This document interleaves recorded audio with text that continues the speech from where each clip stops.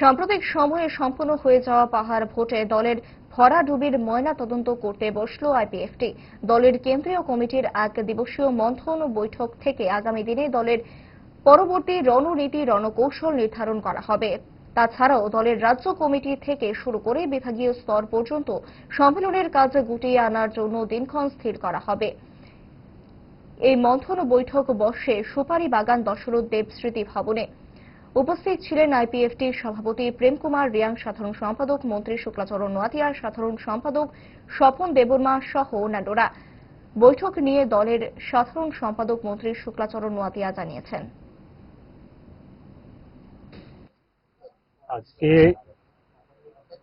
স্বশাসিত জেলা পরিষদ নির্বাচনের পরে আমাদের প্রত্যেক বছরের member of central committee MCC আমাদের কমিটি রয়েছেন রাজ্যভিত্তিক। এই কমিটির আমরা প্রত্যেক বছরে একবার আমাদের কনফারেন্স হয়, আলোচনা হয় সাংগঠনিক বিভিন্ন বিষয় নিয়ে এবং আগামী দিনে আমাদের সংগঠনের রূপরেখা নিয়ে আমরা আলোচনা করে থাকি।